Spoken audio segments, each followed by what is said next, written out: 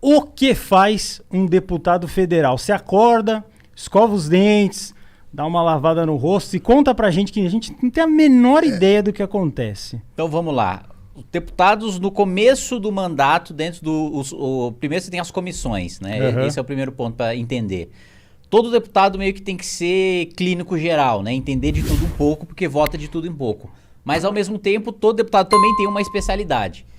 E é nessa especialidade que ele atua dentro das comissões que você tem a divisão. Tem a comissão de educação, de finanças, de segurança pública, etc, etc, etc.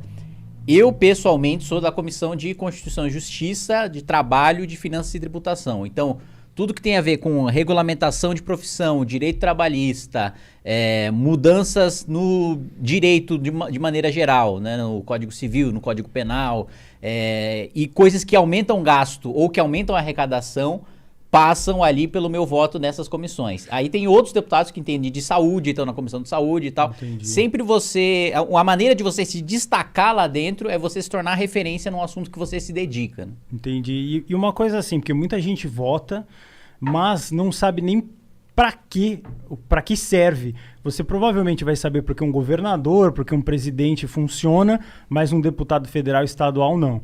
Então ficou bem... O federal, o deputado federal e o senador, eles concentram a maior parte das decisões das leis, né? Porque, diferente dos Estados Unidos, por exemplo, que nos Estados Unidos tem como maconha ser proibido no estado e não ser no outro, né? Entendi. Aqui não. Tudo que é crime é Brasília que decide, pro país inteiro. Trânsito, Brasília decide pro país inteiro.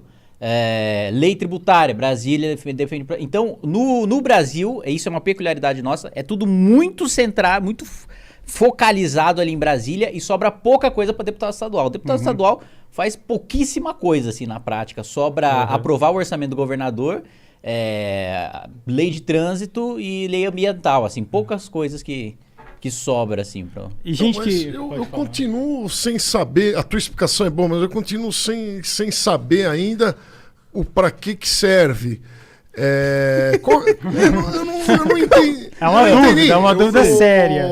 Eu voto num cara. Dizem que o deputado ele vai defender os direitos de quem votou, ele vai querer fazer. Ele tem lá. Eu não sei ainda o que o deputado faz. Qual que é a diferença de estadual e federal? Eu não estou entendendo. Primeiro que o estadual ele só legisla para o estado, né? São só leis estaduais. E, como eu falei, dentro do estado, as leis que o deputado estadual podem fazer são limitadas, né? Porque tem lá na Constituição o que pode ser...